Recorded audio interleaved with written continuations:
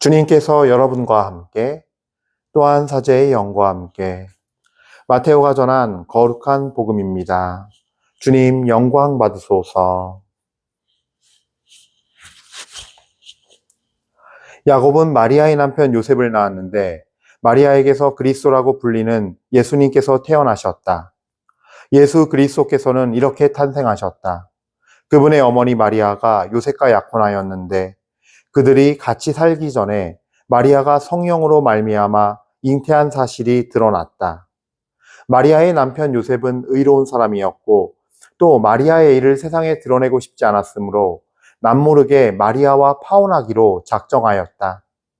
요셉이 그렇게 하기로 생각을 굳혔을 때 꿈에 주님의 천사가 나타나 말하였다. 다윗의 자손 요셉아, 두려워하지 말고 마리아를 아내로 맞아들여라. 그 몸에 잉태된 아기는 성령으로 말미암은 것이다. 마리아가 아들을 낳으리니 그 이름을 예수라고 하여라. 그분께서 당신 백성을 죄에서 구원하실 것이다. 잠에서 깨어난 요셉은 주님의 천사가 명령한 대로 하였다. 주님의 말씀입니다. 그리스도님 찬미합니다.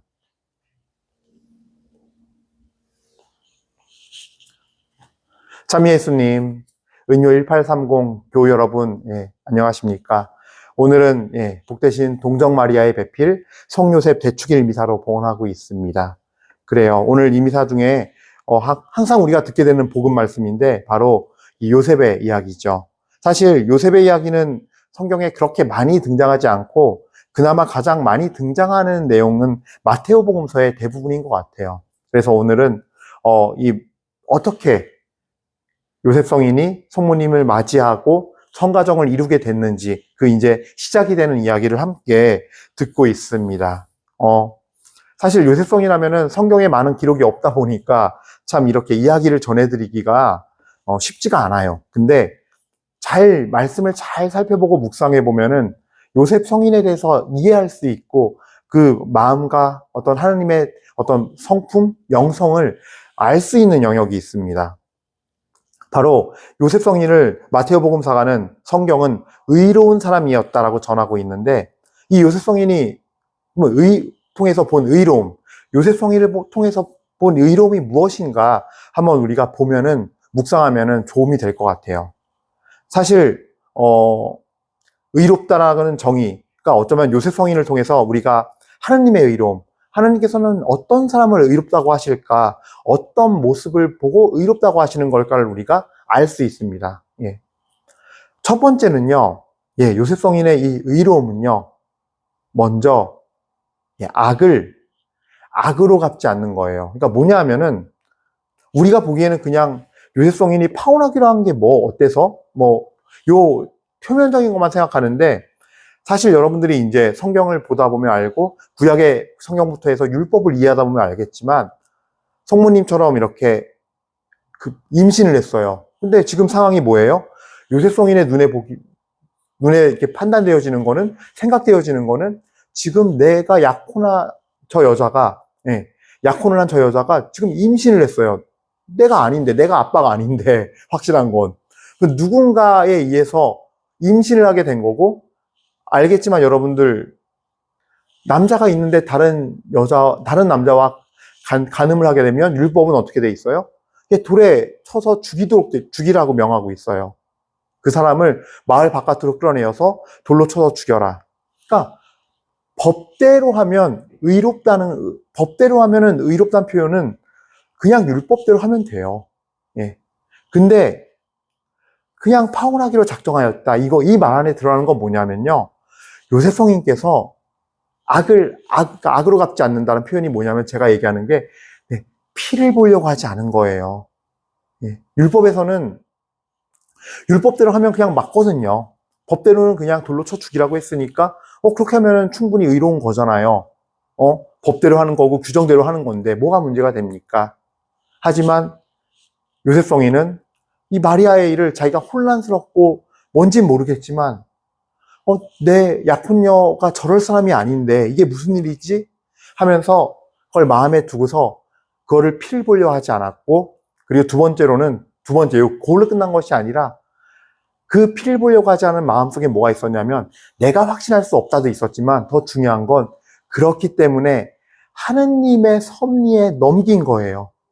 그러니까 하느님께서 보시기에 저 여인이 정말 마리아 성모님이 정말 죄를 졌다면 하느님께서 갚아주시겠지. 예.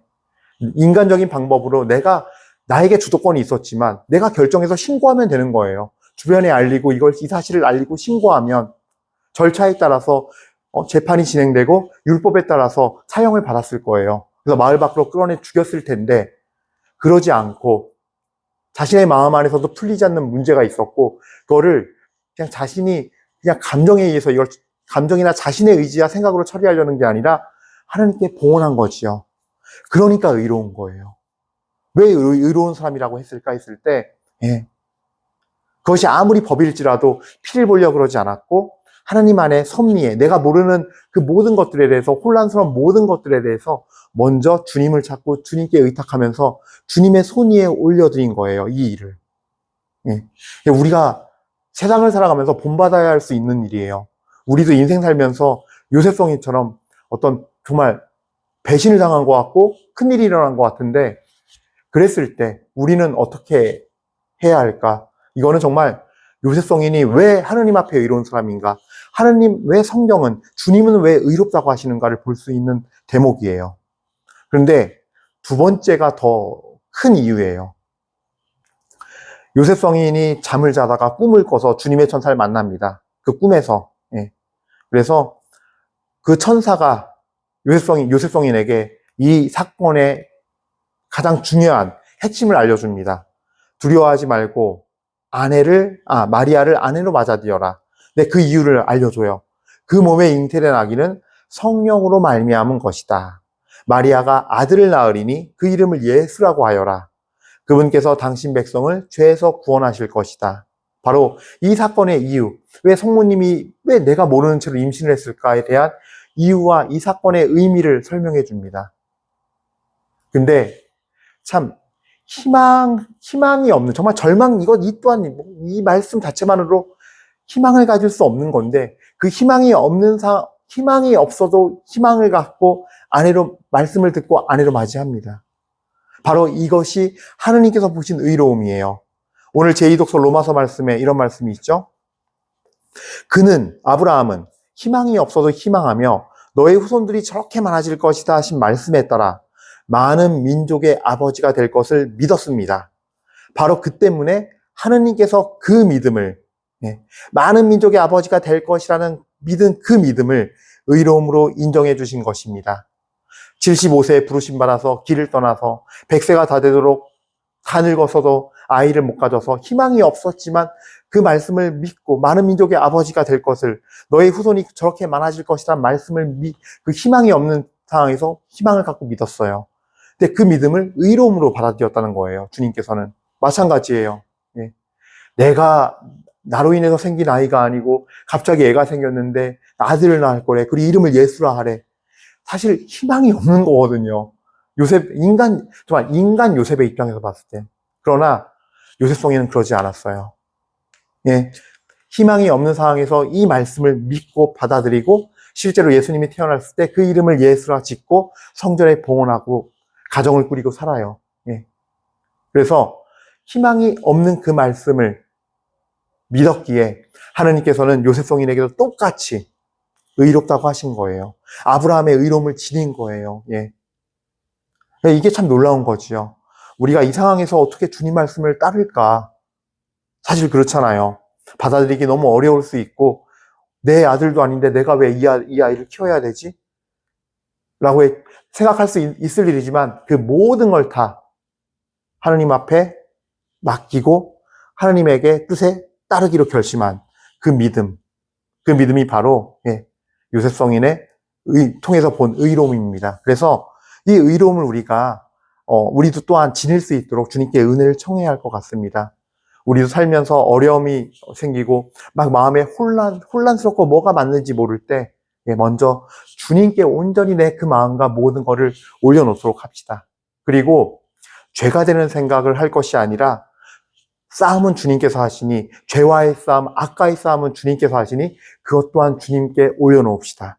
그러면서 우리는 오직 하나, 주님의 뜻을 이루고 또 그 안에서 사랑, 말씀대로 사랑, 그다음에 평화, 기쁨, 온유, 절제, 인내, 성실, 호의, 이런 주님의 어떤 성령의 열매들을 맺어나가는 사람이 되도록 합시다. 그것이 죄인지 아닌지 벌하시고 그것이 죄라서 어떻게 해야 되는지 이 싸움과 이 문제는 주님께서 하실 일이라는 거죠. 그다음에 마지막으로 정말로 내 상황 속에서 내가 바라는 대로 하나도 안 되고 있고 정말 앞이 보이지도 않는 그 상황 속에서도 주님의 말씀이 있을 때 희망이 없어도 희망을 갖는 그 믿음을 지니도록 합시다. 희망이 없어도 희망을 가지고 믿을 때, 받아들일 때, 주님의 말씀을 받아들일 때 우리는 하나님 앞에 의롭다고 이렇게 인정받게 될 것이며 하나님께서는 신실하신 주님이시기에 우리에게 가장 좋은 길로 우리에게 영원한 생명까지 보장되면서도 그 모든 것이 다 채워지는 가장 주님의 완벽한 방법으로 우리를 인도해 주실 것입니다. 이것이 바로 왜 요셉이 의로운 사람인가고 또 의로운 사람인 요셉을 통해서 본 하나님의 하나님의 인도하심, 이끄심, 그리고 하나님의 뜻이라고 생각할 수 있을 것 같습니다. 오늘 이 미사 봉헌하면서 우리 모두 주님께서 요셉 성인을 의롭다 하신 것처럼 우리 또한 의로운 사람으로 인정받을 수 있기를 그 은혜가 임하기를 청하면서 미사를 봉헌합시다. 잠시 묵상하시겠습니다. 그리고 오늘도 여전히 주님과 함께 크로스하는 하루가 되십시오. 잠시 묵상하시겠습니다.